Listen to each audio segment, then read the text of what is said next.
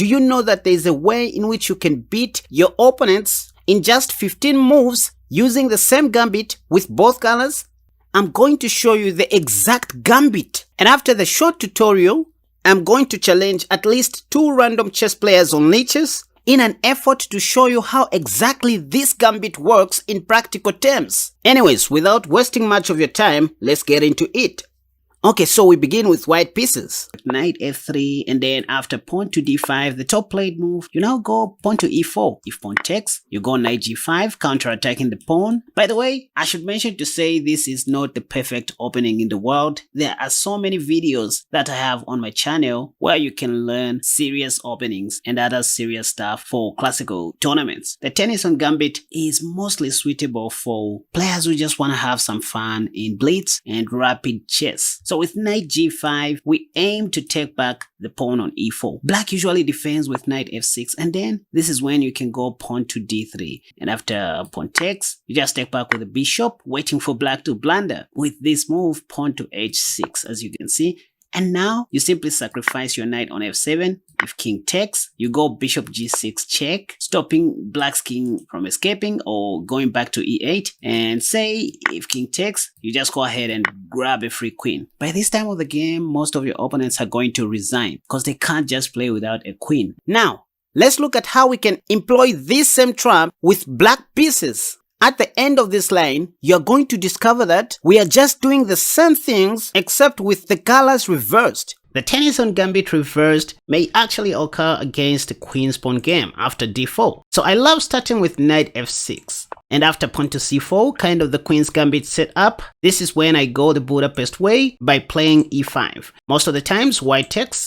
After which, I then go knight g4, counter-attacking that pawn. And if they choose to defend it, somehow, I then give up a second pawn. This is what I do. After pawn takes, I take back with my dark squared bishop, waiting for white to blunder, in the same way as we saw with white pieces. So, after h3, this is when you can surprise your opponents by sacrificing your knight, double attacking the queen and the rook. Same story, same death. After king takes, the best you can do is to go bishop g3 check. By the way, bishop c5 check also works, but this is the most simplest. After king takes, you grab a free queen. They'll most likely play knight c3 or bishop whatever, but here you can just retreat your queen back to d8 or play queen d7, all up to you. From here, it's just a matter of technique. The game is almost over. Now, to make this become obvious, you can also start with pawn to d6 on the first move, so that if white plays c4, this is when you go knight f6, and they most likely go knight f3 in this position, after which you can push pawn to e5. After that, you go knight g4, and they'll most likely take on d6, after which you can recapture back.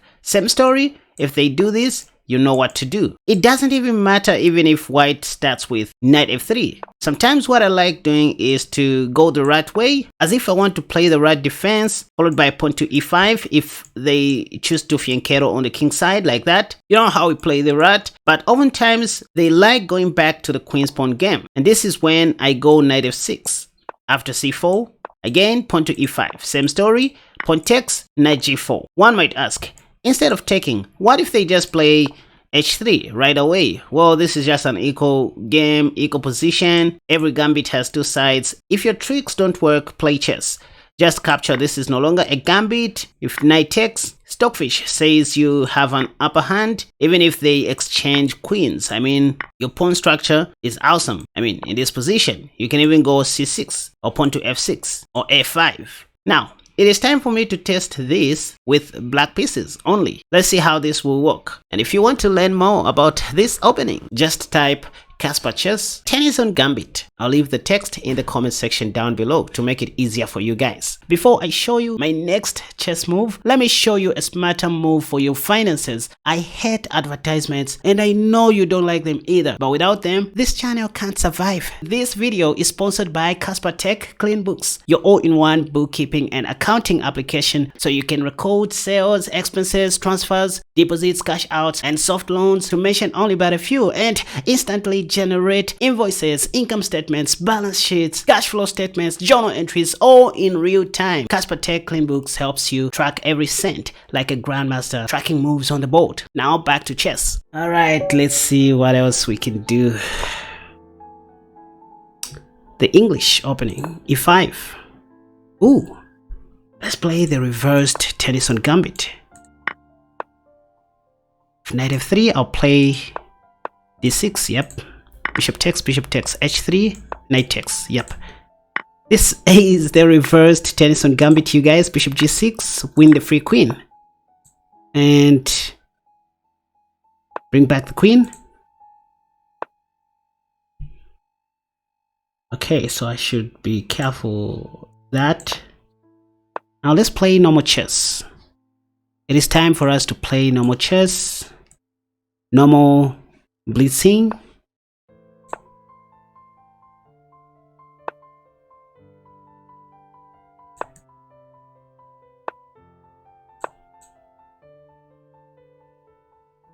Maybe for this stream alone, I will only end at 2050 something, 2050 plus. That'll be my goal. I hope you guys will join me in my next stream where I'll be pushing to 2100. Looks like we won't have enough time.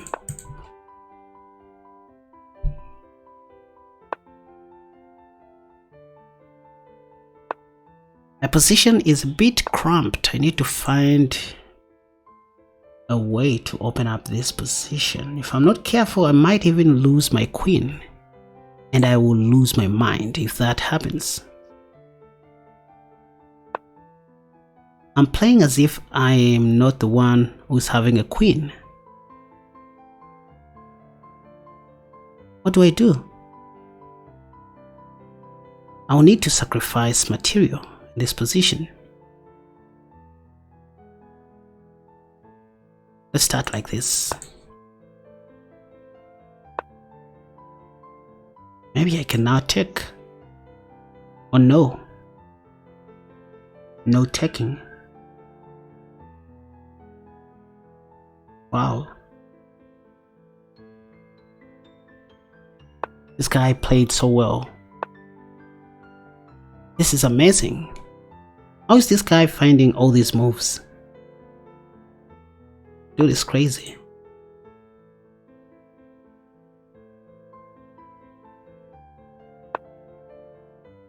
Okay, at least I have a point of attack.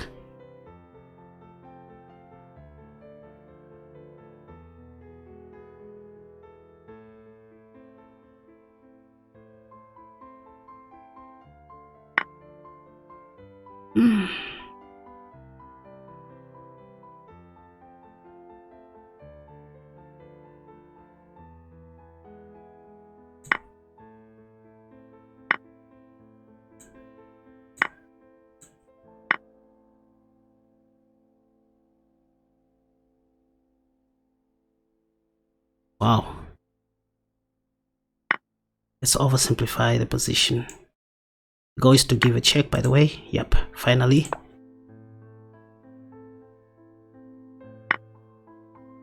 I want I can make a quick draw from here.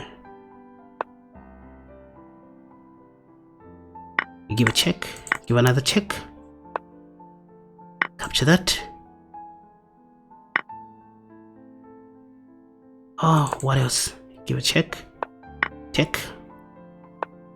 No. Oh, that was a blunder. I'm just lucky. This guy played so well. Yep, they played extremely well.